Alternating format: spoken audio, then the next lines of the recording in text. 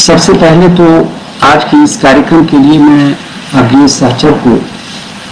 धन्यवाद देना चाहता हूं और बधाई भी कि उन्होंने अग्नि और मुक्तिबोध को स्मरण करने की इस तरह के कार्यक्रम की कल्पना की, ऐसी योजना बनाई और मुझे भी इस प्रसंग में 25वां व्याख्यान आपके बीच में आकर के देने का मौका दिया। मैं आभारी हूं अग्नि सहचर का। और एक विशेष संदर्भ में भी मैं ऐसी किसी भी संस्था द्वारा जो साहित्य व संस्कृत के क्षेत्र में आयोजन किए जाते हैं, मैं उसको प्रायः बधाई देता हूं और उसके प्रति आभार प्रकट करता हूं, क्योंकि जो हमारा आज का समय है, इतिहास के जिस विशेष दौर से हम गुजर रहे हैं पूरी दुनिया के पैमाने पर, वो कुछ बहुत अच्छा नहीं है। और खास तौर पर कला साहित्य संस्कृति के लिए, मनुष्य की आत्मा के लिए, उसके अंतःकरण के प्रश्नों के लिए यह जो समय है वो समय बिल्कुल प्रतिकूल है और जिसके लिए कहा जाता है कि उसकी जगहें लगातार उसमें सिमटती चली गई है। लेकिन इस तरह के जो समय होते हैं, खास तौर पर बाजार और मुनाफे में जो कला साहित्य के और अंतःकरण के प्रश्नों को हाशिए पर धकेल दिया है या जो उसे अवांछित सा बना दिया है, इस तरह के प्रश्नों पर जब हम लोग विचार करते हैं तो ध्यान में आता है कि जब कभी भी कोई संस्था इस तरह का कार्यक्रम करती है तो वो अपने समय के एक जो सत्ता द्वारा संचालित की जाने वाली जो मुख्य धारा होती है समय की, उसके खिलाफ वो खड़ा होकर के कुछ करने का प्रयास कर रही है। तो ऐसी संस्थाएं बराबर बधाई का पात्र होती हैं। लेकिन जो संकट के समय होते हैं, वो संकट के समय कुछ अच्छे करने की प्रेरणा भी देते हैं। और चार्ल्स डिकेंस के उस उपन्यास के उस महत्वपूर्ण पैराग्राफ को याद किया जा सकता है इस समय, जिसमें वो कहता है कि जो सबसे बुरा और खराब समय होता है, वो बुरा और खराब समय ही करने वाले लोगों के लिए बहुत अच्छा समय होता है। तो ये हम और आप जैसे लोग जो कला साहित्य की दुनिया के नागरिक हैं, उनके लिए थोड़ा बेहतर समय भी है करने के लिए, बहुत कुछ यह अवसर भी प्रदान करता है। मैं आज के इस कार्यक्रम को इसी जरूरत को पूरा करने वाले कार्यक्रम के रूप में देख रहा हूँ। और ऐसे लोग जिन्होंने अपनी पूरी जिंदगी साहित्य कला संस्कृत को समर्पित कर दी, पूरी जिंदगी उसमें खपा दी, ऐसे लोगों को सरकारों का और शासन सत्ता का मुखापेक्षी हुए बगैर अपनी रुचियों और अपने प्रयत्नों से लगातार स्मरण करते रहने का सिलसिला चलाए जाने की जरूरत है। और मैं अग्नि सहचर के इस कार्यक्रम को आज इसी रूप में देखता हूँ और इसी रूप में इसके महत्व को समझने की और रेखांकित करने की इस समय कोशिश कर रहा हूं। सज्जनों, ये जो अज्ञेय और मुक्तिबोध को एक साथ याद करने और उनके बीच में प्रतिश्रुतियों के क्षेत्र तलाश करने का जो प्रश्न है और यह जो विषय मुझे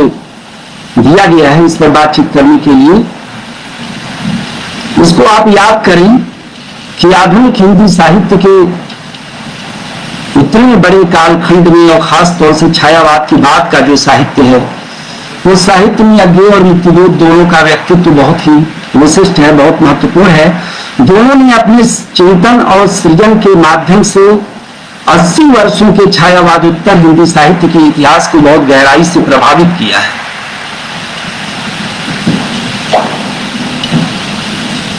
और समानांतर हैं,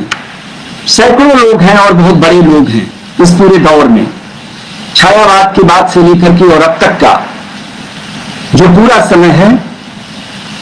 वह पूरा समय इस तरह के लोगों से जो भरा हुआ समय है, उसमें अज्ञेय और मुक्तिबोध स्क्रीन इसमें ऑफ हो गई, स्क्रीन ऑफ हो गई।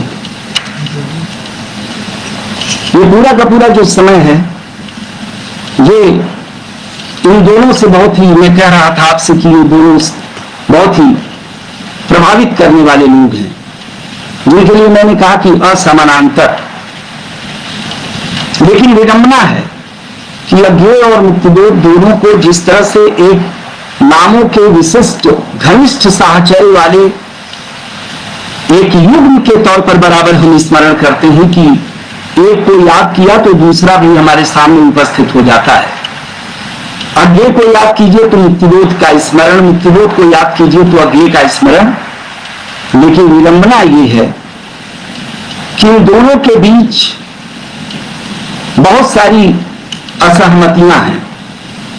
मेरी आलोचना में तो लगभग दोनों को शत्रु शिविरों के, विचारधारात्मक शत्रु शिविरों के नायक और प्रतिनायक के तौर पर इनकी छवियां गढ़ दी हैं और उनको उसमें अवस्थित कर दिया है। लेकिन प्रश्न यह है कि इन दोनों के बीच में संवाद और सहमतियों के बिंदु तलाश किए जा सकते हैं या नहीं, ये हम लोगों की चिंता का और हम लोगों के विचार का विषय है। और आयोजकों के मन में भी ये बात रही होगी कि अज्ञेय सहचर, अज्ञेय की स्मृति में कुशीनगर से संचालित होने वाली ये संस्था और इसका यह आयोजन, फेसबुक लाइव का यह आयोजन, और उस पर अगर 25वें व्याख्यान के तौर पर मुक्तिबोध को स्मरण किया जा रहा है तो अज्ञेय और मुक्तिबोध दोनों को एक साथ स्मरण किया जाए। और मैं समझता हूं कि अज्ञेय और मुक्तिबोध को दोनों को एक साथ स्मरण करते हुए यह जो संदर्भ बनता है कि दोनों के बीच में हम प्रतिश्रुतियों के क्षेत्र तलाश करें, दोनों के बीच में सहमतियों और साहचर्य के संदर्भ हम तलाश करें और ये देखें कि इतनी सारी असहमतियों और विरोधों के प्रचार के बावजूद, जिसके लिए मैंने कहा कि विचारधारात्मक शिविरों में इन्हें अलग अलग जगहों पर प्रतिष्ठित कर दिया गया है और एक दूसरे के विरुद्ध कर दिया गया है हिंदी आलोचना द्वारा, ये कोशिश की जानी चाहिए कि दोनों के बीच में संवाद की कोई भूमि, विचार की कोई ऐसी भूमि हम तलाश कर पा रहे हैं या नहीं, जहां दोनों के साथ एक तरह से हम संवाद स्थापित कर सकें। मैं आपका ध्यान आकृष्ट करना चाहता हूं कि जब दोनों के बीच अंतर्विरोध देखा जाता है तो दरअसल यह जो वैचारिक या विचारधारात्मक अंतर्विरोध है, उसको अगर दर्शन और विचारधारा की शब्दावली में कहा जाए तो यह मार्क्सवाद और गैर मार्क्सवाद का अंतर्विरोध है। मुक्तिबोध जो एक मार्क्सवादी लेखक व साहित्यकार हैं और अज्ञेय जो एक गैर मार्क्सवादी लेखक व साहित्यकार है। अज्ञेय ने बहुत पहले ही मार्क्सवाद के बारे में अपनी धारणा के बारे में हिंदी साहित्य समाज को बता दिया था। बहुत पहले का मतलब कि कम से कम 1947 के बाद की बात कह रहा हूं। उसके पहले वामपंथियों से और कम्युनिस्टों से अज्ञेय के अपने बहुत गहरे दोस्ताना रिश्ते थे और उस दोस्ताना रिश्ते में उसकी अभिव्यक्तियों के तौर पर आप देखते हैं कि तार सप्तक के प्रकाशन से लेकर के सप्तकों के प्रकाशन की जो परंपरा है, उस परंपरा में मार्क्सवादी लेखक अज्ञेय के लिए अस्पृश्य नहीं है। आप तार सप्तक के बारे में अच्छी तरह से जानते हैं कि तार सप्तक में 7 कवियों से 5 के बारे में कहा जाता है कि जो 5 कवि हैं वो तो सीधे सीधे मार्क्सवाद से या तो जुड़े हुए हैं, उसके प्रति प्रतिबद्ध हैं, या मार्क्सवाद से प्रभावित हैं, केवल 2 को छोड़ करके। बहरहाल उस प्रसंग पर चर्चा करने की जरूरत नहीं है।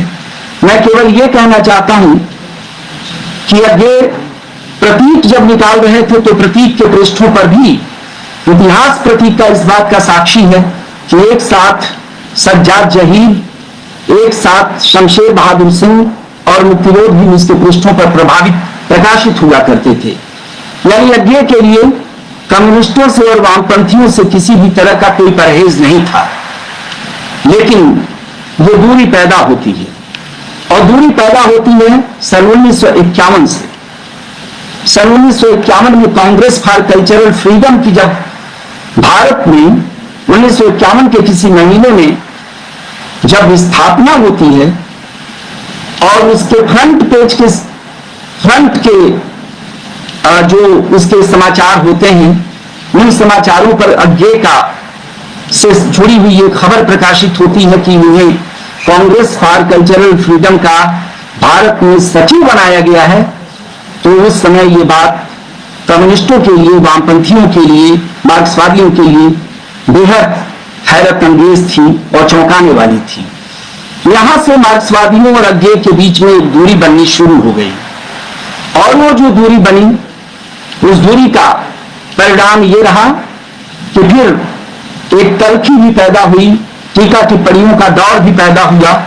और टीका टिप्पणियों के इस दौर में, इस तलखी में फिर इतिहास ने अपने ढंग से अपनी विकास यात्रा वहां से तय की, और वो सारी की सारी चीजें संबंधों के स्तर पर बिगड़ती चली गई। मैं ये बात यहां पर कहना चाहता हूं कि अगर अज्ञे का कांग्रेस फॉर कल्चरल फ्रीडम से संबंध बना, तो ये मार्क्सवादियों के लिए या कम्युनिस्टों के लिए भारत में आश्चर्य की बात क्यों थी। कांग्रेस फॉर कल्चरल फ्रीडम का इतिहास ये था कि वो अमेरिका की एक बड़ी दुर्दांत जो खुफिया एजेंसी थी, जिसे आप CIA के नाम से जानते हैं, वो CIA द्वारा संचालित थी। और खास तौर पर कांग्रेस फॉर कल्चरल फ्रीडम को लेकर के CIA पूरी दुनिया में जो कम्युनिस्ट कल्चरल मूवमेंट था, जो साम्यवादी सांस्कृतिक आंदोलन पूरी दुनिया में चलाया जा रहा था रूस के नेतृत्व में, उसके काउंटर के लिए CIA को यह जिम्मेदारी सौंपी गई थी, और CIA ने कांग्रेस फॉर कल्चरल फ्रीडम की स्थापना की थी। उस स्थापना के बाद भारत में भी वो उस संस्था की एक शाखा खुलती है और अज्ञे उसके साथ जुड़ते हैं। तो ये बहुत ही अज्ञे के प्रति एक बहुत ही संशय पैदा करने वाली, एक बहुत ही संदेह पैदा करने वाली बात थी। और वहां से जो सिलसिला शुरू होता है, वो सिलसिला फिर एक संबंधों में दूरी पैदा करने का सिलसिला होता है, और संबंध खराब होते चले जाते हैं।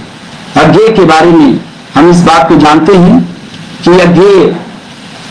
वामपंथ के बारे में, कम्युनिज्म के बारे में बाद के दिनों में टिप्पणियां करते हुए नजर आते हैं, जब वो कहते हैं कि कम्युनिस्टों से मेरा कोई विरोध नहीं है,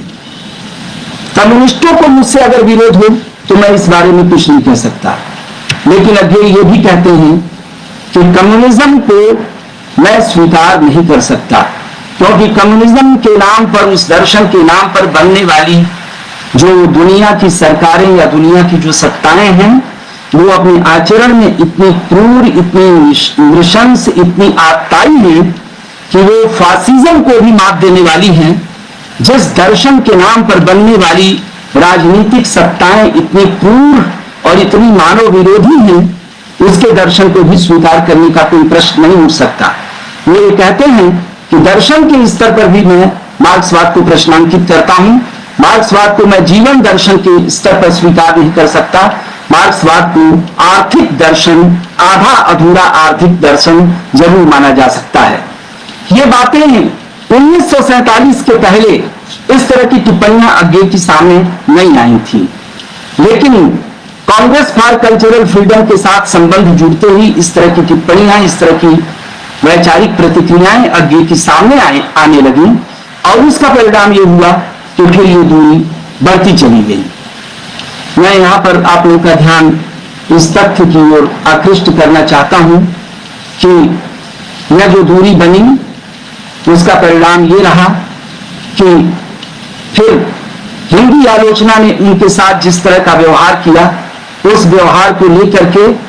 जो बहुत सारे प्रश्न उठाए गए, विचारधारा के, मार्क्सवादी सौंदर्य शास्त्र के आलोक में, मार्क्सवादी साहित्य सिद्धांतों के आलोक में जिस तरह से उनकी कृतियों की व्याख्याएं की गई, उसका परिणाम ये रहा कि वो साहित्य के क्षेत्र में, साहित्य की आलोचना के क्षेत्र में भी लगातार प्रश्नांकित होते चले गए। और उस प्रश्नांकन की, उस पूरी की पूरी प्रक्रिया पर, उसके पूरे के पूरे इतिहास पर आप गौर करें तो आरोप लगाया गया, मार्क्सवादी आलोचना पर यह आरोप लगाया गया कि विचारधारात्मक आग्रहों के चलते अज्ञे के साहित्यिक वैभव को और उनकी शक्ति को अस्वीकार करते हुए जानबूझ करके अज्ञे के साथ मार्क्सवादी आलोचना ने अन्याय किया, और मुक्तिबोध को कविता के केंद्र से विस्थापित करके अज्ञे को कविता के केंद्र से विस्थापित करके मुक्तिबोध को कविता के केंद्र में प्रतिष्ठित करने का मार्क्सवादी आलोचना ने एक अभियान चलाया। इस तरह से एक आरोप लगाया गया अज्ञे के समर्थकों द्वारा। अज्ञे के पक्ष में सोचने वाले लोगों ने मार्क्सवादी आलोचना को इस आधार पर प्रश्नांकित करना शुरू कर दिया कि मार्क्सवादी आलोचना या जो व्यवहार कर रही है उस व्यवहार के प्रति उसके मन में पूर्वग्रह है, क्योंकि यज्ञ का संबंध कांग्रेस फॉर कल्चरल फ्रीडम से जुड़ा हुआ है। मैं इस बात पर आप लोगों का ध्यान आकृष्ट करते हुए कहना चाहता हूं कि मुक्तिबोध को कविता के केंद्र में प्रतिष्ठित करने की जो बात कही गई और मार्क्सवादी आलोचना के ऊपर जो आरोप लगाया गया, इसको बहुत गंभीरता से इतिहास में प्रवेश करके अगर आप समझने की कोशिश करेंगे तो ये बात बिल्कुल आपको सच नहीं दिखाई देगी, क्योंकि मार्क्सवादी तो रामविलास शर्मा भी हैं, मार्क्सवादी तो मुक्तिबोध भी हैं, मार्क्सवादी तो रामविलास शर्मा और शिवदान सिंह चौहान भी हैं, लेकिन हिंदी के प्रगतिशील आंदोलन में और उस प्रगतिशील आंदोलन में जिसमें ये सारे के सारे मार्क्सवादी लेखक मौजूद हैं, उनके बीच में चलने वाली इन बहसों को अगर आप देखें और गौर करें तो आपको ये पता चलेगा कि वो सब एक दूसरे के खिलाफ एक लोकतांत्रिक बहस की प्रक्रिया में शामिल हैं। मुक्तिबोध के बारे में रामविलास शर्मा का जो मूल्यांकन है, उस मूल्यांकन के बारे में भी आप अच्छी तरह से जानते हैं कि उनके ऊपर मनोविश्लेषणवादी, अस्तित्ववादी और रहस्यवादी विचारों के प्रभाव और उसके लक्षण तलाश करके और बहुत सारे प्रश्न खड़ा किए थे रामविलास शर्मा ने, और मुक्तिबोध के बारे में स्वयं मार्क्सवाद के दायरे के भीतर या उस प्रगतिशील आंदोलन के भीतर बहुत सारी बहसें रही हैं। तो इस तरह से उन बहसों की और उन उठाए जाने वाले मार्क्सवादी आलोचना द्वारा उठाए जाने वाले इन प्रश्नों को लेकर के जो एक तरफा और बड़ा सरलीकृत किस्म का यह निष्कर्ष निकाल दिया गया कि वो अज्ञेय के साथ न्यायपूर्ण व्यवहार करने के लिए और उनके प्रति पूर्वाग्रह से भरी हुई है, इस तरह का जो निष्कर्ष निकाला गया वो ठीक नहीं है। हालांकि मार्क्सवादी आलोचना ने अज्ञेय के साथ जो व्यवहार किया था, आप इस बात को अच्छी तरह से जानते हैं कि मार्क्सवादी विचारधारा के भीतर भी अज्ञेय के मूल्यांकन को लेकर के एक प्रकार से पुनर्विचार की प्रक्रिया 1 दशक पहले ही आरंभ हो गई थी, और इसके सबसे बड़े प्रमाण के तौर पर अगर आप ये देखना चाहें तो समकालीन जनसंस्कृति मंच के जो साहित्यिक मुखपत्र है, उस जनसंस्कृत मंच के उस साहित्यिक मुखपत्र में, यानी जिसे समकालीन जनमत के नाम से हम लोग जानते हैं, उसमें आज के लगभग 10 वर्ष पहले अजय सिंह और प्रणय कृष्ण यानी जनसंस्कृत मंच के पूर्व महासचिव और जनसंस्कृत मंच के तत्कालीन महासचिव के बीच में जो बहस हुई थी, और उस बहस को जिन लोगों ने पढ़ा था वो लोग इस बात को जानते हैं कि उस बहस में कांग्रेस फॉर कल्चरल फ्रीडम की संबद्धता को लेकर के प्रणय कृष्ण ने किस तरह से अज्ञेय के पक्ष में दलीलें दी थी। बाद में अशोक पांडे ने जनपक्ष नाम के अपने ब्लॉग में भी उस बहस को आगे बढ़ाने की कोशिश की थी, जिसमें भिन्न भिन्न तरह की प्रतिक्रियाएं और टिप्पणियां हम लोग को देखने को मिली थी। आप अच्छी तरह से जानते हैं कि मृत्यु के पहले मामोर सिंह जी ने एक इंटरव्यू में बात करते हुए और ये बताया था कि अज्ञेय के साथ मूल्यांकन में थोड़ी चूक हो गई है। अभी पिछले दिनों प्रोफेसर नंद किशोर नवल हमारे बीच नहीं रहे और उनके निधन के बाद ये बातें आई हैं सामने कि एक बड़ा अफसोस रहा है उनके मन में अज्ञेय के मूल्यांकन को लेकर के, और आखिरी दिनों में उन्होंने अज्ञेय से संबंधित अपने विचारों में परिवर्तन किया था। उनके मूल्यांकन की दिशा और उसका धरातल बदला हुआ दिखाई दे रहा था। तो मैं आपका ध्यान इस तथ्य की ओर आकृष्ट करना चाहता हूं कि मार्क्सवादी आलोचना में भी एक पुनर्विचार की प्रक्रिया अज्ञेय को लेकर के प्रारंभ हो चुकी है और वो चीजें सामने देखने को मिलती हैं। आज की इस बातचीत को इस रूप में भी हमें समझने की जरूरत है कि जब हम अज्ञेय और मुक्तिबोध के बीच में जब प्रतिश्रुति के क्षेत्र तलाश कर रहे हैं, समानताओं और उभयनिष्ठताओं के क्षेत्र तलाश कर रहे हैं, तो एक ऐसा मार्क्सवादी आलोचक या एक ऐसा मार्क्सवादी लेखक, मैं मुक्तिबोध की बात कर रहा हूं, उनके साथ अगर वैचारिक संदर्भों की समानताओं और उभयनिष्ठताओं की बात हम करने जा रहे हैं, तो इसका मतलब है कि कहीं न कहीं इस दृष्टिकोण से हम इन दोनों के बीच में समानताओं की संभावनाओं पर ही यहाँ पर बातचीत करने जा रहे हैं। मैं खास तौर पर आपका ध्यान इस तथ्य की ओर आकृष्ट करना चाहता हूं कि जो अज्ञेय का संदर्भ है वो, अगर हमें अज्ञेय के भीतर और मुक्तिबोध के भीतर बहुत सारे अंतर्विरोध दिखाई देते हैं, दोनों एक दूसरे से असहमतियों की स्थिति में दिखाई देते हैं। हिंदी आलोचना ने जो उनकी छवि बनाई है या उनके विचारों में भी वो तत्व अगर मौजूद हैं, क्योंकि तो हम जानते हैं कि दोनों की आस्थाएं अलग हैं। अभी थोड़ी देर पहले जब मैं आपके सामने यह निवेदन कर रहा था कि अज्ञे ने इस बात को स्वीकार किया था कि कहीं न कहीं वो कम्युनिज्म से असहमत हैं और मार्क्सवाद को भी अगर वो एक आधा अधूरा दर्शन मानते हैं, तो बहुत स्पष्ट तौर पर यह समझ लेने की जरूरत है कि मुक्तिबोध से आस्थाओं के प्रश्न पर या विचारधारात्मक निष्ठाओं के प्रश्न पर वो अलग हैं। और ऐसी स्थिति में जब दोनों की सौंदर्य शास्त्रीय अभिरुचियों में, दोनों के अपने साहित्यिक मानदंडों में और दोनों की अपने विचारों में इस प्रकार का अंतर है, तो वो अंतर स्वाभाविक है कि उनके साहित्यिक प्रतिफलन में भी दिखाई देगा। लेकिन जहां पर इतनी सारी असहमतियां हैं, उतनी सारी असहमतियों के बावजूद उनके बीच अगर हम सहमतियों के कुछ बिंदु तलाश करने की कोशिश करें, तो ये प्रयास हमारा निश्चित तौर पर बहुत ही सकारात्मक कहा जाएगा। इसमें कुछ प्रयास अगर शुरू हुए हैं, लेकिन उन्होंने एक बहुत ही प्रगाढ़ वातावरण जो उसका बनना चाहिए, वो उस तरह का वातावरण नहीं बना है। मुझे ध्यान आ रहा है कि प्रतिश्रुति के क्षेत्र की चर्चा निर्मल वर्मा ने भी की है, और भारत और यूरोप प्रतिश्रुति के क्षेत्र, अगर निर्मल वर्मा इस पुस्तक में भारत और यूरोप के बीच में समानताओं के और अंतः संवाद के संदर्भ तलाश कर सकते हैं, तो फिर अज्ञे और मुक्तिबोध के बीच भी हम इस तरह से संवाद के जो सूत्र हैं वह सूत्र तलाश करने की कोशिश कर सकते हैं। मुझे ऐसे प्रयत्नों के संदर्भ में भीष्म साहनी के उपन्यास तमस में कमिश्नर, अंग्रेज कमिश्नर रिचर्ड और उसकी पत्नी लीजा के बीच में होने वाली बातचीत के प्रसंग की याद आती है। जब रिचर्ड भारतीय हिंदुओं और मुसलमानों, सिखों के बीच में उनके पहनावे और उनके रहन सहन के बीच में जो अंतर है, उस अंतर के आधार पर जब वो बात करता है अपनी पत्नी से, तो लीजा उससे प्रश्न करती है कि क्या बात है कि आप यहाँ के नागरिकों के बीच में असमानताओं पर ध्यान देते हैं।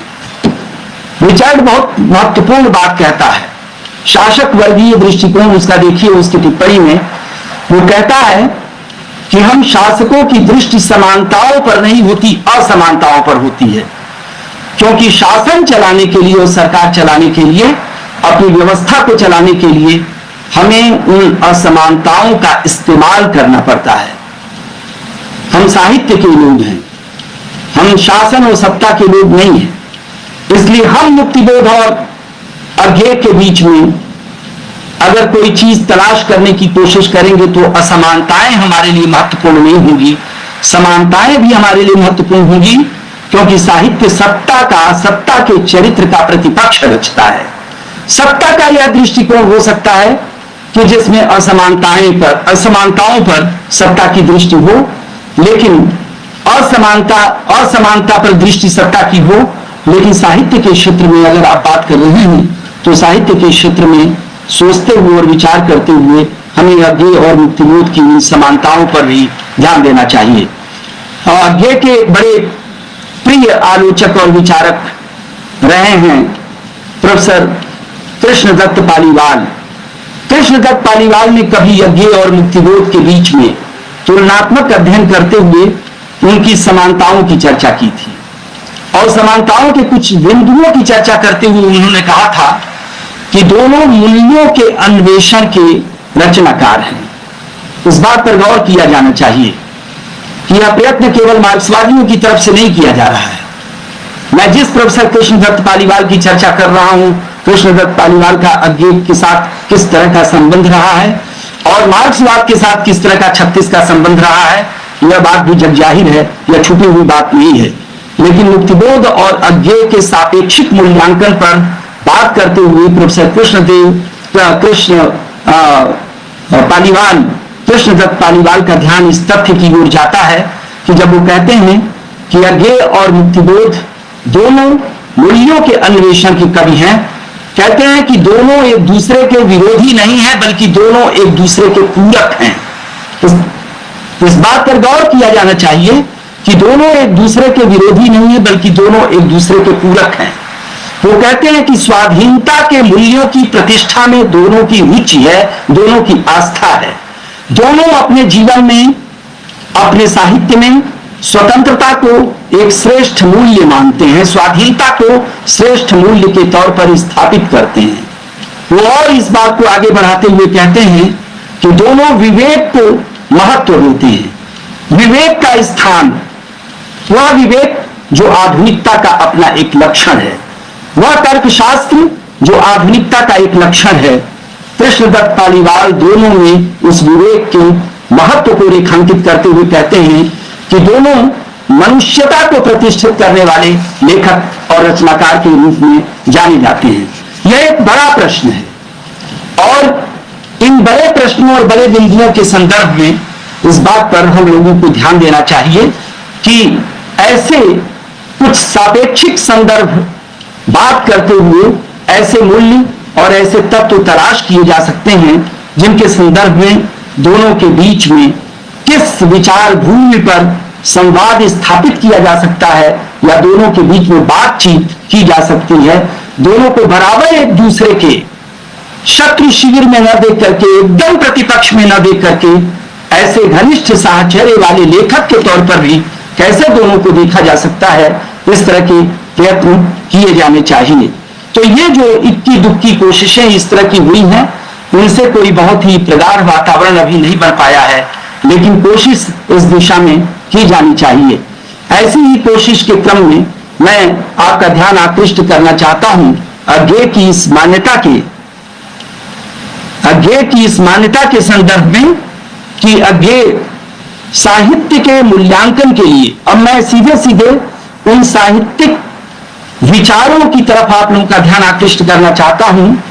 जिस पर अज्ञेय और मुक्तिबोध को एक साथ एक तरह से सोचते हुए हम देख पाएंगे। जैसे अज्ञेय के एक विचार को आप लीजिए। अज्ञेय का विचार है कि किसी भी कृति का मूल्यांकन और आस्वाद उसकी समग्रता और संपूर्णता में किया जाना चाहिए। जाहिर है कि इसकी व्याख्या करने की जरूरत है और व्याख्या मुश्किल नहीं है। आप इस बात को अच्छी तरह से जानते हैं कि कोई भी रचना या कोई भी कृति अपने आप में एक अविच्छिन्न और संश्लिष्ट इकाई होती है। ऐसी एक संश्लिष्ट इकाई को घटकों में विभाजित करके, विखंडित करके उसका आप आस्वाद नहीं ले सकते, उसके अर्थ और मर्म का साक्षात्कार नहीं कर सकते। साहित्यिक कृति के अर्थ और मर्म का साक्षात्कार करने के लिए आपको एक साथ उसके समस्त पक्षों पर ध्यान देना पड़ेगा और समग्रता में उसे आपको अपने सामने रखना पड़ेगा। ये अज्ञेय कह रहे हैं, अज्ञेय की ये मान्यता है। मुक्तिबोध को चलिए देखिए कि मुक्तिबोध इस बिंदु पर, इस तरह के प्रश्न पर किस तरह का व्यवहार करते हुए दिखाई देते हैं, उनकी अपनी क्या मान्यता है। मुक्तिबोध भी समग्रता में ही किसी कृति को देखने की बात करते हैं और आप समझिए कि साहित्य के क्षेत्र में रूपवादी समीक्षा प्रणालियों से लेकर के और संरचनावादी समीक्षा प्रणालियों और उसकी पूरी की पूरी विकास यात्रा को देखे, विखंडनवाद तक की यात्रा को, कि किस तरह से रचनाओं को उनके अलग अलग खंडों में विभाजित करके देखने और उसका पाठ बनाने की जो पूरी की पूरी एक तार्किक प्रस्तावना रही है इन विचार पद्धतियों की, उस विचार पद्धति के सापेक्ष अज्ञेय जो कह रहे हैं, अज्ञेय की उस मान्यता के साथ मुक्तिबोध जो अपनी बात कह रहे हैं, दोनों के बीच में कितना आश्चर्यजनक साम्य है, जो किसी भी ऐसे अंतः संवाद तलाश करने वाले, किसी भी अध्ययन की प्रस्तावना रखने वाले किसी भी ऐसे व्यक्ति के मन में एक उत्साह पैदा कर देगा। अज्ञेय भी कहते हैं कि ये बराबर मैं देखता हूं कि प्रगतिवादी आलोचना जीवन के बाह्य यथार्थ के चित्रण पर जोर देती है। अज्ञेय प्रगतिवादी आलोचना की सीमाओं को रेखांकित करते हैं। इस अज्ञेय के इस संदर्भ को अब समझने की जरूरत है जब वो कहते हैं कि प्रगतिवादी आलोचना बाह्य यथार्थ के चित्रण पर जोर देती है। उसमें जीवन जगत का या मनुष्य का जो आभ्यंतरिक पक्ष है वह उपेक्षित छूट जाता है। और दूसरी तरफ वो कहते हैं कि उसी प्रगतिवादी आलोचना के समानांतर या प्रगतिवादी साहित्यिक धारा के समानांतर सौंदर्यवादियों की जो दूसरी धारा है उसका अतिवाद, उसकी अतिरंजना यह है कि वो बाह्य पक्ष को छोड़कर सीधे सीधे साहित्य के उस आंतरिक पक्ष पर बात करने लगती है। यानी एक बाह्य पक्ष पर जोर देता है और दूसरा उसके आंतरिक पक्ष पर जोर देता है। मुक्तिबोध का यह प्रस्ताव है कि साहित्य की रचना और साहित्य का मूल्यांकन इस तरह से नहीं किया जाना चाहिए। साहित्य समग्रता में एक यूनिट है, एक इकाई है, और ऐसी स्थिति में जब हम समग्रता में किसी चित्रण और किसी मूल्यांकन की बात करते हैं तो जहां बाह्य यथार्थ का चित्रण, समाज के भौतिक और सामाजिक संदर्भों का चित्रण जहां जरूरी है, वहां मनुष्य की आभ्यंतरिक प्रवृत्तियों का चित्रण भी जरूरी है। इस बात को मुक्तिबोध यही समाप्त नहीं करते, बल्कि इसको विकसित करते हुए वह वस्तु और रूप तक के सवालों तक जाते हैं। और वो कहते हैं कि बराबर एक प्रवृत्ति देखने को मिलती है कि रचनाकार विषय वस्तु पर ज्यादा ध्यान दे रहा है और उसका जो रूप का पक्ष है, जो शिल्प और उसकी संरचना के विधान का प्रश्न है, वह प्रायः उपेक्षित छूट जाता है। हम आज भी मुक्तिबोध की इस पीड़ा को आज भी अपनी समकालीन समीक्षा और आलोचना के वातावरण में बिल्कुल उसी रूप में देख सकते हैं। आप पुस्तकों की समीक्षाएं, पत्र पत्रिकाएं उठाइए, पुस्तकों की समीक्षाएं पढ़िए, उसमें विषय वस्तु पर, उसके कंटेंट पर इतनी ज्यादा चर्चा होती है, लेकिन उसके शिल्प पक्ष पर, उसकी संरचना पर चर्चा नहीं होती। और शायद यही विडंबना रही होगी कि जिस विडंबना के चलते नामवर सिंह को 1968 और 70 के दौर में कविता के नए प्रतिमान नाम की पुस्तक लिखनी पड़ी। कविता के नए प्रतिमान की उस भूमिका को पढ़ने की जरूरत है जिसमें उन्होंने प्रगतिशील हिंदी कविता की उस पूरी की पूरी धारा और उसकी सीमाओं को रेखांकित करते हुए कहा था कि यह बहुत ही कमजोर पक्ष है। यथार्थवादी कविता का या प्रगतिशील कविता का यह बहुत ही कमजोर पक्ष है, जिसमें उसके रूप विन्यास पर और उसके शिल्प पर उतना जितना ध्यान अपेक्षित है, ध्यान नहीं दिया जा रहा है। और यही वजह थी कि जब उन्होंने न्यू क्रिटिसिज्म, अमेरिकी नई समीक्षा के प्रतिमानों का इस्तेमाल करते हुए कविता के मूल्यांकन के अपने नए प्रतिमान बनाए थे, तो मार्क्सवादियों से लेकर के और गैर मार्क्सवादियों ने नामवर सिंह की कविता के प्रतिमान जैसी पुस्तक के आधार पर उनके ऊपर आरोप लगाया था कि यह एक प्रकार का एक मार्क्सवादी लेखक और आलोचक का कलावादी और रूपवादी भटकाव है। लेकिन दूसरे संस्करण की भूमिका में पुनश्च लिख करके और इस तरह के आरोपों का उत्तर देते हुए एक बार फिर नामवर सिंह ने इस बात को स्पष्ट किया था कि यह एक बड़ा हमारा कमजोर मोर्चा है। प्रगतिशील यथार्थवादी कविता का यह जो मोर्चा है बहुत कमजोर मोर्चा है, और इस पर ध्यान देने के लिए ही मैंने इस प्रकार के रूपवादी और कलावादी उपकरणों का या उसके प्रतिमानों पर ध्यान देने का प्रस्ताव आपके सामने रखा है। तो जब नामवर सिंह ये बात कह रहे थे तो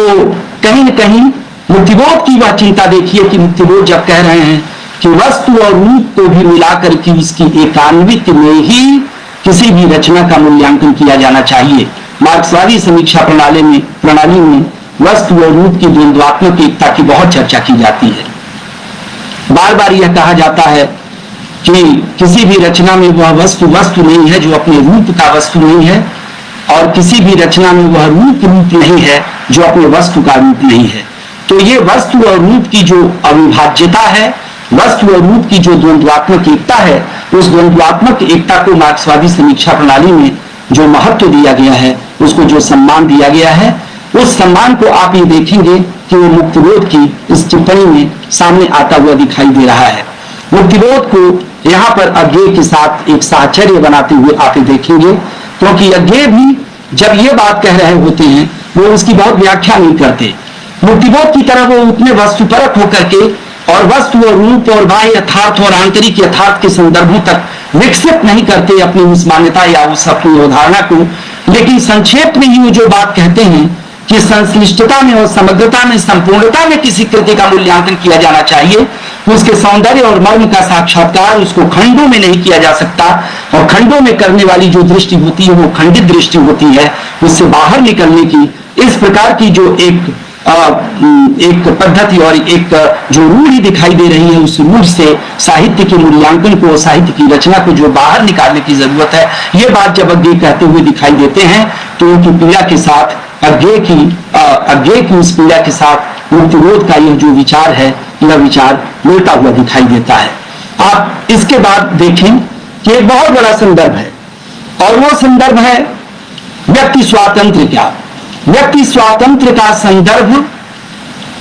एक ऐसा संदर्भ है जिस पर मार्क्सवादी आलोचना को अज्ञेय के साथ और अज्ञेय के पक्ष में खड़े होने वाले लोगों के साथ बहुत लड़ना भिड़ना पड़ा है। अज्ञेय के पक्ष में सोचने और विचार करने वाले लोगों ने उसकी व्याख्या करते हुए कहा था कि जब अज्ञेय व्यक्तित्व के स्वातंत्र की बात करते हैं तो आप व्यक्तित्व के स्वातंत्र को व्यक्ति के स्वातंत्र में अपघटित करने की चेष्टा न करें, उसको व्यक्तित्ववाद, व्यक्तिवाद न कहिए बल्कि उसको व्यक्तित्ववाद कहिए। लेकिन ये सारी की सारी इस प्रकार की जो व्याख्याएं थी, इस प्रकार के जो स्पष्टीकरण दिए गए थे, इन स्पष्टीकरणों को मार्क्सवादी आलोचना ने थता बता दिया और ये बताया कि व्यक्तित्व के स्वातंत्र की बात करने वाले लोग वो अज्ञेय बात कर रहे हों या अज्ञेय के समर्थक बात कर रहे हों, वह एक प्रकार का व्यक्तिवाद है और उस व्यक्तिवाद के साथ प्रगतिशील या मार्क्सवादी आलोचना का किसी तरह का संबंध नहीं बन सकता। लेकिन जब हम ये देखते हैं कि अज्ञेय दर्शन कहते क्या है और थोड़े विस्तार में आप जाकर के उनकी उस पूरी मान्यता को समझने की जब आप कोशिश करते हैं तो ये लगता है कि जो व्यक्तिवाद जिस तरह से एक खास तरह के वाद के रूप में जाना जाता है जिसमें समाज का निषेध होता है और व्यक्ति को महत्वपूर्ण माना जाता है, और इसी रूप में व्याख्याएं की गई। अज्ञेय की इस मान्यता की व्याख्याएं भी इसी रूप में की गई कि जब वह व्यक्ति पर आत्यंतिक जोर देंगे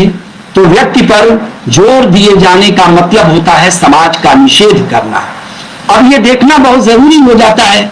कि अज्ञेय की उस मान्यता में समाज का निषेध किया गया है या नहीं। मैं अज्ञेय की इसी बात को, जहां वो व्यक्तित्व स्वातंत्र की चर्चा करते हैं, उसी में आगे के एक वाक्य पर आपका ध्यान आकृष्ट करना चाहता हूं जो बहुत महत्वपूर्ण है और जिस पर हम लोगों को ध्यान देना चाहिए। और वो क्या कहते हैं? कहते हैं कि जिस व्यक्ति की स्वतंत्रता की मैं चर्चा कर रहा हूं, वो व्यक्ति की वह स्वतंत्रता और उसका स्वतंत्र विकास अर्थपूर्ण तब हो सकेगा जब वह आगे बढ़कर के दूसरों के स्वतंत्र विकास में भी भागीदार बने और वो अपने सरोकार के साथ उसे जोड़ ले। यह एक बड़ा प्रश्न है। यहां वो व्यक्ति की सीमा का अतिक्रमण कर रहे हैं। यहां आकर के ये लगता है, इन संदर्भों से के साथ जोड़ करके जब हम व्याख्या करते हैं तो ये लगता है कि यह एक ऐसा प्रश्न है जिस प्रश्न पर मार्क्सवादी आलोचना को अज्ञेय की इस मान्यता पर विचार करना चाहिए, पुनर्विचार करना चाहिए। अज्ञेय जब अपनी एक और दूसरे महत्वपूर्ण वक्तव्य में कहते हैं कि कोई भी व्यक्ति उस समाज में स्वाधीन नहीं हो सकता जो समाज स्वाधीन नहीं है। आप इस वाक्य पर गौर कीजिए, आपको मुक्तिबोध याद आएंगे। मुक्तिबोध की कविता की वो पंक्ति याद आएगी कि अकेले में मुक्ति नहीं मिलती। आप फिर अज्ञेय को एक बार सुनिए कि अज्ञेय कहते हैं कि कोई भी व्यक्ति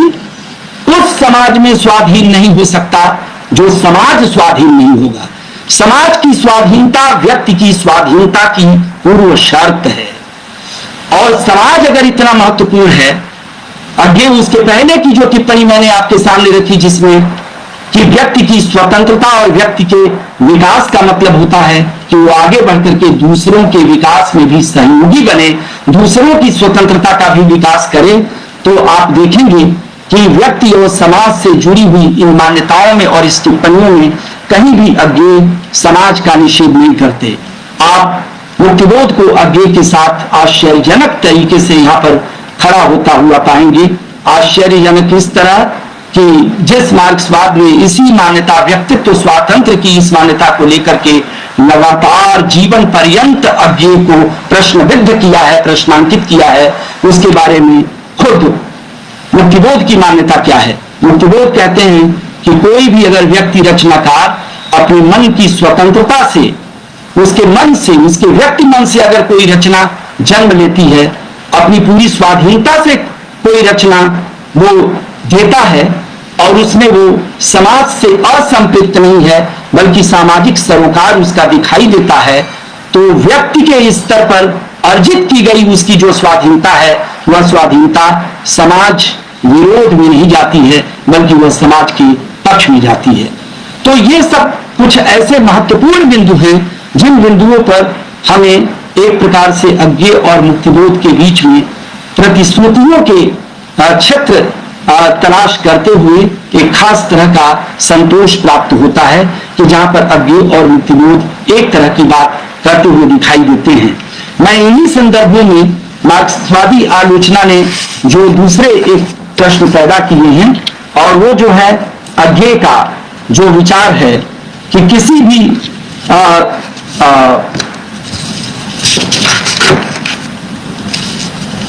व्यक्तित्व के स्वातंत्र के संदर्भ में बातचीत करने के बाद व्यक्ति और समाज के बारे में बहुत ही अज्ञेय को प्रश्नांकित किया गया है और यह कहा गया है, यह एक मार्क्सवाद के क्षेत्र में समाज को महत्व देने और व्यक्ति को महत्व देने वाले लोगों के प्रति उसे संशय की दृष्टि से देखने की जो एक प्रवृत्ति रही है, और इसके बहुत सारे वाजिब कारण भी इतिहास में मौजूद रहे हैं कि व्यक्ति को महत्व दे करके दरअसल समाज को या समाजवाद को महत्व देने वाली जो एक प्रकार की विचारधारात्मक दृष्टि रही है, एक परिप्रेक्ष्य रहा है, उसके विरोध करने की भी एक कोशिशें की गई हैं और उसके लिए उसका पूरा का पूरा एक शास्त्र रचा गया है। इसलिए जहां कहीं भी व्यक्ति की बातचीत होती है वो व्यक्ति की बात थोड़ा संदेह पैदा करती है, लेकिन अगर हम ये देखेंगे कि उस व्यक्ति की बातचीत करते हुए अज्ञेय क्या समाज का निषेध करते हैं, लेकिन अगर इस तरह से समाज का अज्ञेय के एक निबंध को अगर हम देखें कि वो है कला का जो स्वभाव, कि कला का स्वभाव और उद्देश्य, इसमें ये एक कला के जन्म की, कला क्या है और उसका जन्म कैसे हुआ होगा, उसका उद्भव कैसे हुआ होगा, इस संभावनाओं पर बातचीत करते हुए अज्ञेय ये कहते हैं कि मनुष्य ने सबसे पहले अपनी समाज में अपनी अपर्याप्तता का अनुभव किया होगा और अपर्याप्तता की प्रतिक्रिया के तौर पर अपने आप को सिद्ध करने के लिए उसने कला को जन्म दिया होगा। ये बात समझी जानी चाहिए। अपर्याप्तता के प्रति विद्रोह या अपर्याप्तता के प्रति प्रतिक्रिया का यह जो संदर्भ है, आप अनुभव करेंगे कि इसके बारे में सोचते हुए आपको मनोविश्लेषण शास्त्री एडलर की याद आएगी। एडलर मनोविश्लेषण शास्त्रियों में आप जानते हैं कि फ्रायड, एडलर, जुंग में कला के उद्भव के बारे में, कला की उत्पत्ति कैसे हुई है इसके बारे में अपने ढंग से विचार किया है मनोवैज्ञानिक सिद्धांतों के आलोक में, और तीनों की मान्यताएं अलग अलग हैं। एडलर उसमें कहता है कि एक मनुष्य जो कहीं न कहीं कायिक स्तर पर, मानसिक स्तर पर या कर्म के स्तर पर अपने आप को क्षतिग्रस्त या अपूर्ण अनुभव करता है, वो दरअसल किसी न किसी दूसरे आत्म प्रकाशन या दूसरे प्रयास से वो उसकी पूर्ति करने की कोशिश करता है। तो इस तरह से जो एक एडलर की अपनी मान्यता है, अज्ञेय कला का स्वभाव और उद्देश्य जैसे निबंध में एडलर का नाम तो नहीं लेते हैं, लेकिन नाम लिए बगैर लगभग वही बातें कहते हैं। उन बातों को सुनते हुए कोई भी मार्क्सवादी इस बात पर प्रतिक्रिया व्यक्त कर सकता है कि एक कलाकार की कला की सर्जन प्रक्रिया को अगर केवल उसकी आंतरिक जरूरतों के आधार पर व्याख्यायित किया जाएगा तो व्याख्या का यह जो दृष्टिकोण होगा, यह दृष्टिकोण बहुत सार्थक नहीं होगा। बहुत ठीक नहीं होगा। लेकिन आप ये देखिए कि यज्ञ इस बात को कहते हुए आगे और क्या कहते हैं,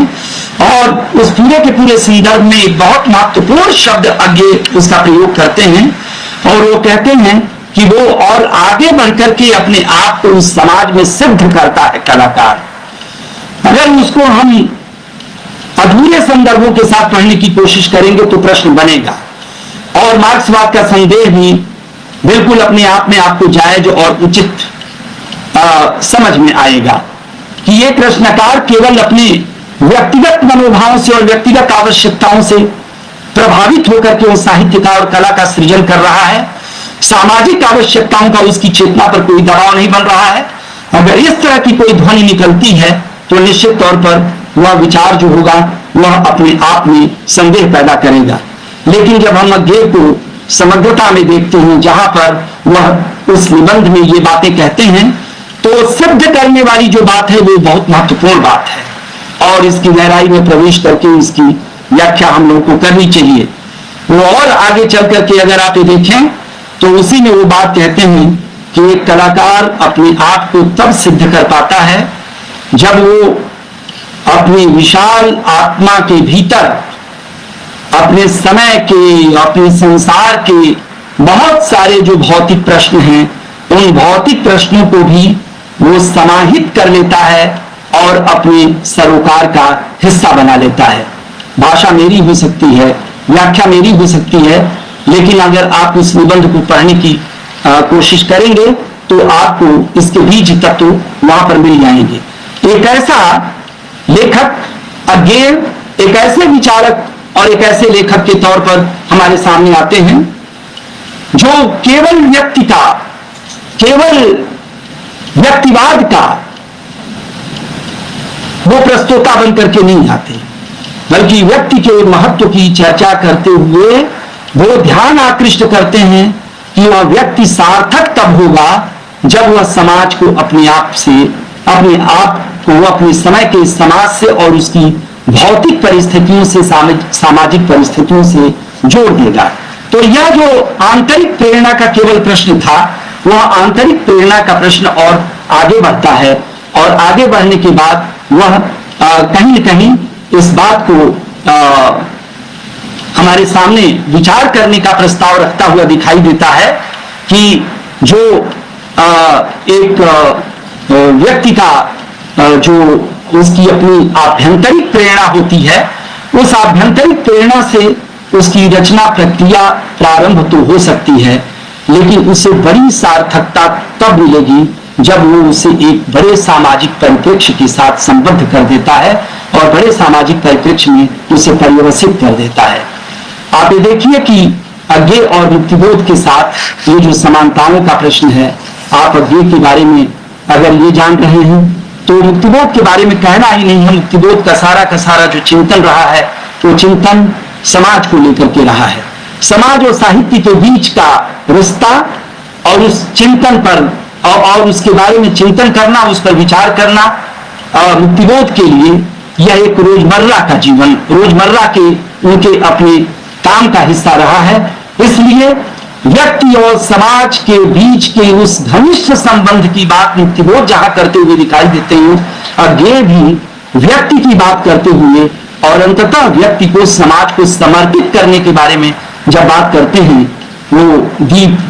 जिस दीपक की बात अज्ञेय कहते हैं कि वो दीपक जो गर्व भरा मदमाता है, उसे भी पंक्ति को दे दो, या जब वो कहते हैं कि कोई भी व्यक्ति तब तक स्वाधीन नहीं हो सकता जब तक कि उसका समाज स्वाधीन नहीं होगा। इन तमाम सारे प्रश्नों और इन तमाम सारे जो उनके ऊपर आरोप लगाए गए हैं, प्रश्न जो उठाए गए हैं, उनके उत्तर को समग्रता में, उनके संपूर्ण विचारों के आलोक में अगर समझने की कोशिश की जाए तो मुझे लगता है कि अज्ञेय के ऊपर लगने वाला जो यह व्यक्तिवाद का आरोप है, इस आरोप का एक समाधान, एक निराकरण मिलता हुआ दिखाई देता है। अज्ञेय यहाँ पर एक दूसरे विचार की तरफ, दूसरी धारणा की तरफ मैं आपका ध्यान आकृष्ट करना चाहता हूँ, और उस दूसरी धारणा में भी अज्ञेय और मुक्तिबोध के बीच में आप एक समानता महसूस करेंगे। तो सामने का स्वर वहां भी गूंजता हुआ, जैसे कहा जा रहा है कि प्रतिश्रुतियों का क्षेत्र है, गूंजों अनुगूंजों का क्षेत्र है। मुक्तिबोध के भीतर अज्ञेय उपस्थित हैं और अज्ञेय के भीतर मुक्तिबोध की गूंजें सुनाई पड़ रही हैं। जब ये तलाश करने की हम कोशिश कर रहे हैं तो हमें उस तटस्थता और निसंगता जैसे मूल्य पर भी बातचीत करनी चाहिए जो अज्ञेय के यहाँ जीवन और साहित्य का मूल्य बनकर के उपस्थित है। अज्ञेय उस तटस्थता की बात करते हैं, उस निसंगता की बात करते हैं जो आधुनिक युग की एक विशेष पहचान बन करके सामने आई थी। खासतौर पर अज्ञेय के बारे में आप ये जानते हैं कि अध्येताओं ने और आलोचकों ने इस बात को रेखांकित किया है कि छायावादी भावुकता से नई कविता को मुक्त करके और उसे एक खास तरह का बौद्धिक परिप्रेक्ष्य प्रदान करने में जिन लोगों ने अपने समय में इतिहास में एक बड़ी रचनात्मक भूमिका का निर्वाह किया था, उसमें अज्ञेय का नाम बहुत महत्व के साथ रेखांकित किया जाता है। अज्ञेय उस छायावादी भावुकता, बल्कि कहा जाता है कि छायावादी भावुकता से अलग हट करके गैर रोमांटिक पोएट्री का, गैर रोमानी जो कविता है, उस कविता का जो आधुनिक कविता का आरंभ होता है जिसे आप नई कविता के नाम से जानते हैं, उस नई कविता में अज्ञेय की यह जो बौद्धिकता है, वह बौद्धिकता कैसे तटस्थता और निसंगता जैसे साहित्यिक और जीवन के मूल्यों पर आधारित है, उसका एक गंभीर विवेचन और विश्लेषण किया गया है। तो उस संदर्भ में अगर आप ये देखें, वो वरुण कुमार त्रिपाठी जी कह रहे हैं कि बहुत ही लोकतांत्रिक और सकारात्मक बहस हो रही है, सतही रूप में आरोप लगाना उचित नहीं रहा है अज्ञेय के बारे में। तो बिल्कुल सही, और मेरी बातें आप लोग तक पहुंच रही हैं, धन्यवाद। और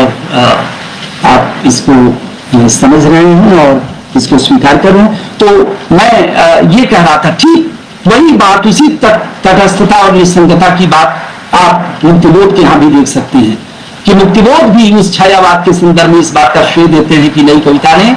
छायावादी भावुकता से, और भावुकता, वो कहते हैं कि छायावाद की जो विशेषता है वो भावुकता और कल्पना है। छायावादी कल्पना प्रियता, आदर्शवाद और भावुकता से नई कविता के दौर में कविता मुक्त हुई है। और कविता अगर मुक्त हुई है तो उसे यथार्थवादी चरित्र देने में जिन लोगों की भूमिका रही है, वो सारे के सारे लोग एक बौद्धिक परिप्रेक्ष्य के साथ हिंदी कविता के क्षेत्र में प्रयोग करते हुए दिखाई दे रहे थे। तो इस बात को मुक्तिबोध भी कहीं न कहीं रेखांकित करते हुए दिखाई देते हैं। इन दोनों के बीच में एक समानता का एक बहुत ही महत्वपूर्ण बिंदु है, जिस पर मेरा प्रस्ताव है कि इस बात को और इस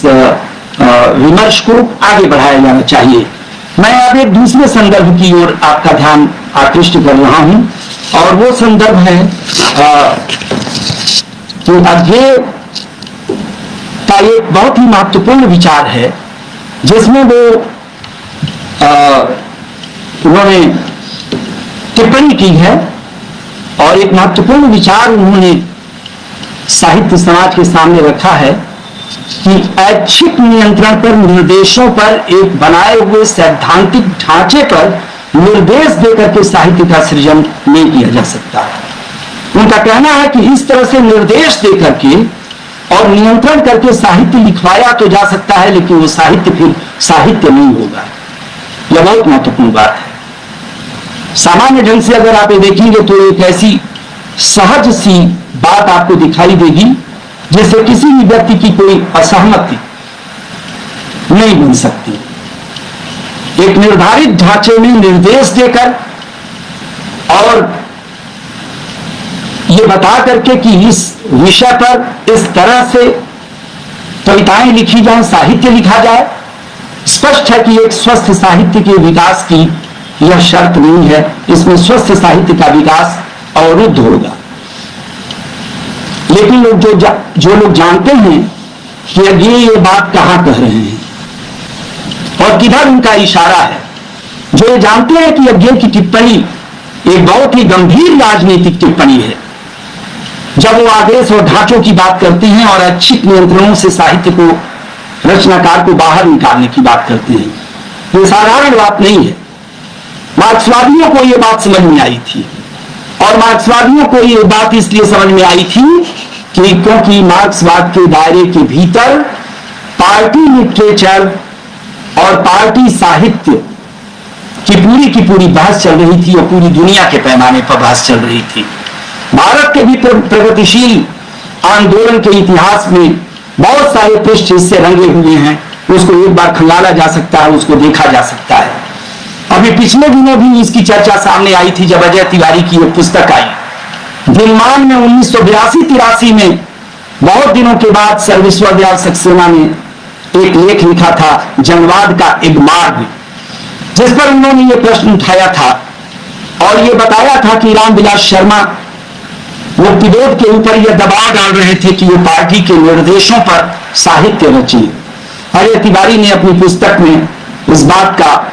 बहुत ठीक तरीके से जवाब दिया और ये बताया है कि सर विश्वदयाल सक्सेना यह दुष्प्रचार कर रहे हैं और बहुत साक्ष्यों के साथ उन्होंने सर विश्वदयाल सक्सेना के रामविलास शर्मा पर लगाए गए इस तरह के आरोप का उन्होंने उत्तर दिया है। लेकिन मैं ये कहना चाहता हूं कि मार्क्सवाद के दायरे में ये चाहे भारत हो और चाहे दुनिया के दूसरे मुल्क हो, पार्टी साहित्य का जो प्रश्न है, वो पार्टी की जो प्रतिबद्धता का प्रश्न है, यह प्रश्न बराबर विचार का विषय रहा है और इसके अंतर्गत यह चीजें बराबर बहस का विषय बनती रही हैं और इस पूरी की पूरी धारणा को प्रश्नांकित भी किया गया है। कुछ लोग मानने वाले रहे हैं, कुछ लोग इस पर सवाल उठाने वाले रहे हैं। लेनिन ने सोवियत लेखकों के एक सम्मेलन में इस तरह का प्रश्न उठाया था। सोवियत संघ के लेखकों से उन्होंने ये कहा था कि आप लोग जिस स्वतंत्रता की बात करते हैं, पार्टी लिटरेचर की बात करते हुए, पार्टी साहित्य की बात करते हुए लेनिन ने ये कहा था सोवियत संघ के लेखकों से। मैं ये संदर्भ आपके सामने केवल इसलिए रखना चाहता हूं क्योंकि ये एक ऐसा वैश्विक विश्व दर्शन है, एक वैश्विक सौंदर्य शास्त्र है मार्क्सवाद, जिसकी मान्यताओं का संबंध केवल हिंदी समाज से और हिंदी साहित्य से नहीं है, बल्कि वो दुनिया के दूसरे मुल्कों में चलने वाले साहित्य, कला, संस्कृत के क्षेत्र के जो आंदोलन रहे हैं, उन आंदोलनों में भी उन विचारों की प्रतिध्वनियों को आप महसूस कर सकते हैं। तो इसलिए ये बात बताई जानी जरूरी है कि पार्टी लिटरेचर और पार्टी लाइन के साहित्य लिखे जाने के उस प्रश्न पर सोवियत लेखकों को संबोधित करते हुए लेनिन ने यह सवाल उठाया था कि आप जिस प्रतिबद्धता और जिस लेखकीय स्वतंत्रता का सवाल उठा रहे हैं, मैं आपसे यह पूछना चाहता हूं कि एक पूंजीवादी समाज में क्या आप स्वतंत्र हैं? आप जिस लेखकीय स्वतंत्रता की बात कर रहे हैं, आप पार्टी साहित्य से, अगर आपकी लेखकीय स्वतंत्रता पार्टी के निर्देशों पर साहित्य लिखे जाने के प्रस्ताव पर अगर आपकी लेखकीय स्वतंत्रता बाधित होती है, आप एक प्रकार की पराधीनता अनुभव करते हैं, तो मैं आपसे यह पूछना चाहता हूं कि किसी भी पूंजीवादी देश में क्या लेखक की स्वतंत्रता की अवस्थितियां संभव हैं? और अगर पूंजीवादी समाज में संभव नहीं है, तो फिर इसका अर्थ हुआ कि पूंजीवादी समाज में या पूंजीवादी देश में लेखक की स्वतंत्रता का अर्थ होता है पूंजीवादी समाज की पराधीनता स्वीकार कर लेना, पूंजीवादी शासन व्यवस्था की पराधीनता स्वीकार कर लेना। इस प्रश्न को और आगे बढ़ाते हुए कहते हैं कि आप जिस मुद्रण की बात करते हैं, जिस प्रकाशन की बात करते हैं, ये पूंजीवादी समाज में मुद्रण और प्रकाशन की जो अपनी बाजार की शर्तें होती हैं, पूंजीवाद की जो शर्तें होती हैं, उस पूंजीवादी समाज में जो आपके पाठक हैं, उन पाठकों की जो सौंदर्याभिरुचियां हैं, उनकी जो मांगे हैं, क्या उन मांगों का नियंत्रण, उन मांगों का दबाव, मुद्रक और प्रकाशक का दबाव आप अनुभव नहीं करते? तो ये एक बड़ी बहस है। मैंने केवल इशारा किया कि ये पार्टी साहित्य और पार्टी लाइन का सवाल जुड़ता है। और अब ये जब ढांचे की बात करते हैं, आदेशों पर साहित्य लिखने की बात करते हैं और ये कहते हैं कि इस प्रकार का साहित्य की सृजन प्रक्रिया पर जो ऐच्छिक नियंत्रण है, वह ऐच्छिक नियंत्रण नहीं रहना चाहिए। इस तरह से आप साहित्य तो लिखवा सकते हैं, लेकिन साहित्य अपने स्वरूप में, अपने मूल्यों में जिस तरह से जाना जाता है, जिस तरह से अपनी सार्थकता वो प्रमाणित करता है, उस तरह का जो सार्थक साहित्य है, वह सार्थक साहित्य नहीं लिखा जा सकता। मुक्तिबोध ने भी अपने दौर में, प्रगतिशील आंदोलन के दौर में, पार्टी साहित्य का विरोध किया था। आप देखिए अज्ञेय और मुक्तिबोध की जिन उभयनिष्ठताओं की चर्चा की जा रही है, अज्ञेय और मुक्तिबोध की इन उभयनिष्ठताओं का आप यह ध्यान दीजिए। और एक सबसे बड़ा ये सवाल है अज्ञेय और मुक्तिबोध के लिए कि जिस तरह से अज्ञेय उस सवाल को उठा रहे हैं, वैसे ही मुक्तिबोध भी अपने चिंतन में उस पार्टी लाइन, अखबार की बहुत सारी टिप्पणियां उस दौर में, ऐसे मुक्तिबोध के छिटपुट ऐसे विचार आपको मिलेंगे जिसमें वे कहते हुए दिखाई देते हैं कि लेखक की जो प्रतिबद्धता है वो जनता के साथ लेखक की प्रतिबद्धता होनी चाहिए। लेखक की प्रतिबद्धता तब तक के लोग जब तक एक लोकतांत्रिक समाज नहीं बन जाता है और एक पूरी तरह से लोकतांत्रिक शासन पद्धति नहीं कायम हो जाती है किसी देश में, किसी पार्टी के निर्देश पर या पार्टी के अनुशासन में रहकर के साहित्य का लेखन कार्य नहीं हो सकता। उसके लिए जो बड़ी और कठोर शर्तें हैं, उन शर्तों का पालन होना बहुत ही असंभव है। तो इस तरह से अगर आप ये देखेंगे तो ये एक बड़ा प्रश्न है, और इस बड़े प्रश्न पर अज्ञेय जो जिस प्रश्न के साथ खड़े होते हैं, उन्हीं के साथ उसी समान भूमि पर खड़े होकर के और जो मुक्तिबोध हैं वह मुक्तिबोध भी उसी तरह की बात करते हुए दिखाई देते हैं। तो ये जो प्रश्न हैं, इन प्रश्नों को अगर आप आगे बढ़ाएं और उसको देखने की कोशिश करें तो मुक्तिबोध में और अज्ञेय के बीच में विचारों के बहुत सारे ऐसे स्थल ढूंढे जा सकते हैं जिन पर वो समान तरीके से समान चिंताओं के साथ हमारे सामने प्रस्तुत होते हुए दिखाई देते हैं। ऐसे ही ये प्रश्न विचारधारा और राजनीति का साहित्य के साथ क्या संबंध होता है, यह प्रश्न भी बहुत महत्वपूर्ण है। आप जानते हैं कि जब कभी भी विचारधारा की चर्चा होती है तो फौरन विचारधारा की बात करने वाले लोगों के बारे में कह दिया जाता है कि विचारधारा तो मार्क्सवादी केवल अपनी विचारधारा को विचारधारा कहते हैं, दुनिया की विचारधाराओं को विचारधारा नहीं कहते। साहित्य और विचारधारा के बीच के अंतर संबंधों की जब भी चर्चा होती है तो मार्क्सवादी भी मार्क्सवाद के संदर्भ में ही बातचीत करते हैं, और जो गैर मार्क्सवादी हैं वो गैर मार्क्सवादी भी विचारधारा का इसलिए निषेध करने लगते हैं, विचारधारा और साहित्य के बीच में किसी भी प्रकार के संबंधों की वह इसलिए अनदेखी करते हैं या उसका निषेध करते हैं क्योंकि उनके मन में इस बात का संशय होता है कि विचारधारा तो केवल मार्क्सवादी अपनी विचारधारा को कहते हैं, इसलिए विचारधारा और साहित्य के संबंध की को स्वीकार करने का मतलब हुआ कि मार्क्सवाद और साहित्य के संबंध को स्वीकार कर लिया जाए। यह एक ऐसा सवाल है जिस सवाल पर जिस तरह से व्यक्तित्व स्वातंत्र वाले प्रश्न पर अज्ञेय को लगातार प्रश्नबिद्ध होना पड़ा था और आरोपों का सामना करना पड़ा जीवन भर, ठीक उसी तरह से मार्क्सवादी आलोचना को भी विचारधारा और साहित्य के अंतर संबंधों के प्रश्न पर लगातार प्रश्नांकित होना पड़ता है और गैर मार्क्सवादियों द्वारा लगातार उस पर आरोप लगाया जाता है। लेकिन इस बात को आप समझने की कोशिश करें, अगर हम दर्शन और विचारधारा की शब्दावली पर बात करें तो ये जो विचारधारा है, यह विचारधारा जो राजनीति के नाम से जानी जाती है अपने व्यापक अर्थों में, उस राजनीति के प्रति और राजनीति और साहित्य के बीच में क्या संबंध होता है, अज्ञेय ने इस पर भी विचार किया है और यह बहुत महत्वपूर्ण है। यह विचार मैं अपने वक्तव्य के उपसंहार की तरफ बढ़ रहा हूं और यह एक बहुत महत्वपूर्ण प्रश्न है। इस प्रश्न पर भी अज्ञेय और मुक्तिबोध को देखा जाना चाहिए, उनमें समानताओं के जो स्वर हैं उन स्वरों की पहचान की जानी चाहिए। मैं प्रस्तावित कर रहा हूं कि राजनीति और साहित्य शीर्षक उनका जो निबंध है अज्ञेय का, उसको एक बार आपको पढ़ना चाहिए। राजनीति और साहित्य के बारे में चर्चा करते हुए कहते हैं कि राजनीति और साहित्य को एक दूसरे से जो पूरी तरह से पृथक मान लिया जाता है, यह अच्छा नहीं किया जाता, यह पूरी तरह से गलत है।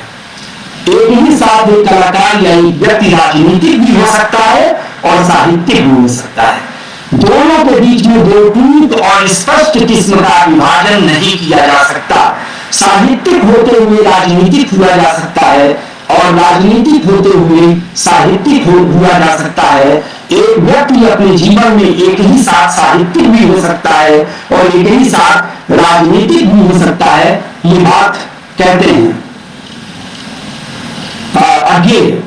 और इसी निबंध में वो आगे राजनीति और साहित्य विषय जिस निबंध के बारे में मैं आपके सामने प्रस्ताव रख रहा हूं कि उसको पढ़ा जाना चाहिए, उसी में वो आगे कहते हैं उदाहरण देते हुए उदाहरण भी वो किसका देते हैं, नीत्शे का और लेनिन का उदाहरण देते हैं। मैं गैर मार्क्सवादियों को या मुक्तिबोध को विचारधारा के कारण बराबर प्रश्नों में घेरने वाले लोगों से ये बात कहना चाहूंगा अपने इस वक्तव्य के माध्यम से कि अज्ञे को देखिए कि अज्ञे राजनीति और साहित्य के अंतर संबंधों पर टिप्पणी करते हुए अपने इस निबंध में लेनिन को याद कर रहे हैं नीत्शे के साथ। और उदाहरण क्या देते हैं,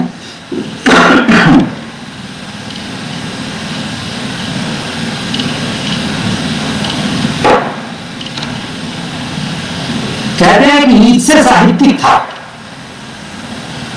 लेकिन दुनिया जानती है कि ऐसे साहित्यिक नीत्शे का साहित्य के दायरे के बाहर जाकर के राजनीति में कितना गहरा प्रभाव पड़ा हुआ है। और लेनिन के बारे में बात करते हुए वो कहते हैं, और लेनिन को कोई साहित्यिक के रूप में दुनिया में नहीं पहचानता। दुनिया में विचारों का और साहित्य का जो इतिहास है, उस इतिहास में लेनिन एक साहित्यिक व्यक्ति के रूप में नहीं जाने जाते हैं, वो एक राजनीतिक व्यक्ति के रूप में जाने जाते हैं। लेकिन वो कहते हैं यज्ञ की टिप्पणी है लेनिन के बारे में कि लेकिन ये देखा जाना चाहिए कि लेनिन राजनीति के दायरे के बाहर साहित्य को दुनिया के पैमाने पर किस तरह से प्रभावित करते हुए दिखाई देते हैं। वो कहते हैं कि क्या इसके लिए कि नीत्शे ने राजनीति को प्रभावित कर दिया और लेनिन ने राजनीति के दायरे से बाहर निकल करके साहित्य को प्रभावित कर दिया,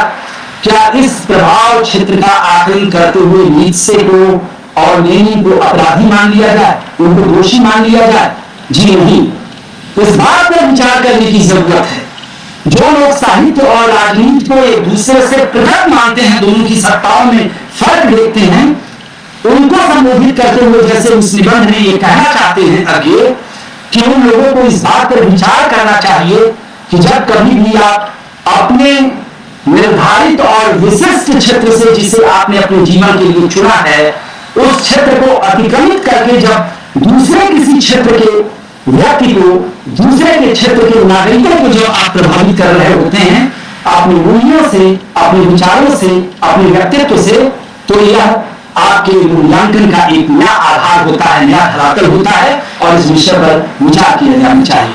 साहित्य और राजनीति पर चर्चा करते हुए वह राजनीति को सामाजिक परिवर्तन के बहुत बड़े औजार और बहुत बड़े उपकरण के तौर पर देखते हैं और इस अर्थ में साहित्य और राजनीति के बीच में वह घनिष्ठ संबंधों की स्थापना करते हुए दिखाई देते हैं। मैं ये बात अज्ञे के बारे में कह रहा हूँ, मुक्तिबोध के बारे में नहीं। लेकिन जब मुक्तिबोध को आप देखिए राजनीति और साहित्य के बारे में बातचीत करते हुए, तो आप जानते हैं कि राजनीति और साहित्य के बारे में बातचीत करते हुए उनके यहाँ बहुत खतरों के प्रति बहुत सावधान है। बराबर उनके पूरे लेखन में साहित्य और विचारधारा और राजनीति की बहुत चर्चा हुई है। मुक्तिबोध का पूरा साहित्य ही राजनीति को वो एक विश्व दृष्टि मानते हैं, विचारधारा को एक विश्व दृष्टि मानते हैं। उनके लिए विचारधारा साहित्य से पृथक है ही नहीं। मुक्तिबोध के लिए कोई ऐसा साहित्य, मुक्तिबोध की दृष्टि में किसी भी ऐसे साहित्य की के अस्तित्व की कल्पना भी नहीं की जा सकती जो विचारधारा या जो राजनीति से पूरी तरह से असंपृक्त हो, उससे अलग हो। जो व्यक्ति साहित्य और राजनीति का इतना गहरा अविच्छिन्न संबंध मानता हो, स्पष्ट है कि उसके चिंतन में और उसके साहित्य में लगातार राजनीतिक प्रश्न मौजूद होंगे, साहित्य में राजनीति और राजनीति में साहित्य के प्रश्न मौजूद होंगे। लेकिन यहीं पर उस खतरे की तरफ भी वो ध्यान दिलाते हुए देखते हैं। और ध्यान क्या दिलाते हैं मुक्तिबोध, और वो कहते हैं कि विचारधारा के आग्रह में और राजनीति के आग्रह में ऐसी चीजों से भी सावधान रहना चाहिए कि जिसमें ज्ञान की बातें करते हुए, राजनीति और विचारधारा की बातें करते हुए कहीं हम संवेदना और मनुष्य के भीतर के जो उसका अंतःकरण है, अंतःकरण के जो प्रश्न हैं, जिसे आप भीतरी संवेदना का पक्ष कहते हैं, और मुक्तिबोध के बारे में आप अच्छी तरह से जानते हैं कि विचारधारा और राजनीति की बात हो रही है, तो जाहिर है कि ज्ञान की बात हो रही है। और ज्ञान के समानांतर जिस अवधारणात्मक प्रत्यय का वह इस्तेमाल करते हैं, वह अवधारणात्मक प्रत्यय है संवेदना। आप ज्ञान और संवेदना के मिश्रण या ज्ञानात्मक संवेदना और संवेदनात्मक ज्ञान की जो मुक्तिबोध की यहाँ व्याख्या है और उसकी चर्चा है, आप उससे बहुत अच्छी तरह से परिचित हैं। तो वो कहते हैं कि ज्ञान के आकर्षण में या विचारधारा के आकर्षण में या राजनीति के आकर्षण में ऐसा न हो कि उसे जो संवेदना के साथ संपृक्त होना चाहिए, मनुष्य के आंतरिक भावों की दुनिया और इंद्रिय बोध के साथ जिस तरह से उसे व्यक्त होना चाहिए, यानी साहित्य एक प्रकार से इंद्रिय बोध, भाव बोध और विचारों की दुनिया है। तीनों का जो संश्लेषण है वो साहित्य में दिखना चाहिए। ऐसी स्थिति में राजनीति और विचारधारा की चर्चा करते हुए वो कहते हैं कि ये गलती रचनाकारों द्वारा नहीं होनी चाहिए। इस विषय पर विशेष जोखिम होता है, इसका खतरा होता है कि हम इस विश्व दृष्टि को अपनाने के चक्कर में, वैचारिक परिप्रेक्ष्य अपनाने के चक्कर में, राजनीति को स्वीकार करने के चक्कर में, ज्ञान की दुनिया में प्रवेश करने के चक्कर में हम भावों की दुनिया, इंद्रिय बोध की दुनिया और संवेदनाओं की दुनिया को भूल जाएं, विस्मृत कर बैठे। इसलिए ये बड़ा अब ये इस राजनीति और साहित्य के अंतर संबंध की व्याख्या करते हुए मुक्तिबोध की तरह इतना वस्तुपरक तो नहीं हुए थे, इतने गहरे विश्लेषण में तो नहीं उतरते, लेकिन अज्ञेय जैसे व्यक्ति अगर उनके यहाँ राजनीति और साहित्य के संबंधों की स्वीकृति दिखाई देती है तो निश्चित तौर पर मार्क्सवादी आलोचना के लिए और मुक्तिबोध के साथ उनका जो इस आधार पर साहचर्य, इस धरातल पर जो साहचर्य बनता हुआ दिखाई दे रहा है, इस तरह से विचार करने वाले लोगों के लिए यह बहुत ही उत्साहवर्धक है। मैं ये कहना चाहूंगा कि यहाँ पर अज्ञेय और मुक्तिबोध के मध्य स्मृतियों का क्षेत्र तलाश करते हुए जो बातें कही गई हैं, वो बातें ज्यादातर या कह लीजिए कि सभी की सभी बातें और जिन बिंदुओं की तरफ मैंने आप लोगों का ध्यान आकृष्ट किया है वो सब बहुत ही सकारात्मक है। उसमें उनकी सीमाओं को और उनके अंतर्विरोधों को कहीं चिन्हित करने का मेरा प्रयास नहीं रहा है। और मैं समझता हूं कि आज का जो विषय मुझे वक्तव्य रखने के लिए दिया गया था, इस वार्ता के लिए जो दिया गया था, इसमें उस बात की गुंजाइश भी नहीं थी कि हम अज्ञेय और मुक्तिबोध की वैचारिक या साहित्य संबंधी, उनकी आजीवन संबंधी, उनकी सीमाओं पर बात करें, उनके अंतर्विरोधों पर बात करें। अंतर्विरोध किसमें नहीं होते? मुक्तिबोध में भी अंतर्विरोध दिखाई दे सकते हो, अज्ञेय में भी अंतर्विरोध दिखाई दे सकते हो। और अगर ये कहा जाए तो अंतर्विरोध जो होता है वो द्वंद्व के साथ जुड़ करके विकास की शर्त भी बनता है। और मान्यताएं जितनी भी होती हैं वो बहुत निर्दोष और निरंतर नहीं होती। यहाँ तो इस जीवन में और इस दुनिया में कुछ भी असीमित नहीं है। अगर हम तलाश करने चलेंगे तो बहुत सारे ऐसे पक्ष भी मिलेंगे जिन पक्षों के साथ हमारी असहमत बनेगी, जिन पक्षों के साथ हम खड़े नहीं हो पाएंगे। लेकिन जैसा कि मैंने आपसे अभी विनम्रतापूर्वक अनुरोध किया कि ऐसे संदर्भों में विचार करना, अज्ञेय और मुक्तिबोध के संबंधों के बारे में या उनके समान धरातल के बारे में विचार करना, इन प्रश्नों के आलोक में जो सीमाओं और अंतर्विरोधी से जुड़े हुए हैं, ये हमारा न तो अभिष्ट था और न तो इस कार्यक्रम का यह कोई उद्देश्य था, न इसमें उसकी अपेक्षा की जा सकती थी। और एक दूसरी बात जरूर मैं कहना चाहूंगा इस अवसर पर कि जो बातें मैंने कही हैं अज्ञेय और मुक्तिबोध के बीच प्रतिश्रुतियों के क्षेत्र तलाश करने का जो मेरा उद्यम रहा है, उसमें बहुत बातें अपर्याप्त साक्ष्यों के आधार पर कही गई है। साक्ष्य भी अभी इसके लिए मेरी ही दृष्टि में पर्याप्त नहीं है, लेकिन माध्यम की भी अपनी सीमा होती है, समय की भी अपनी सीमा होती है। और दूसरी चीज वो है कि जो अध्ययन इस दिशा में और एक बड़े और विशिष्ट अध्ययन की जो संभावनाएं बन रही हैं, उन संभावनाओं के संदर्भ में ये सोचा जा सकता है। और मैं विनम्रतापूर्वक अनुरोध करूंगा कि मेरे इस वक्तव्य को एक विशद और विस्तृत अध्ययन जो अज्ञेय और मुक्तिबोध के बीच प्रतिश्रुतियों के तलाश करने का जो एक प्रयास हो सकता है, एक अध्ययन का कि अपनी परियोजना हो सकती है, उस परियोजना का एक बहुत ही छोटा और बहुत ही अपर्याप्त किस्म का यह मेरा प्रस्ताव रहा है। ये प्रस्तावना के रूप में ही विनम्रतापूर्वक मेरा अनुरोध है कि इसे स्वीकार करने की कोशिश की जानी चाहिए। धन्यवाद।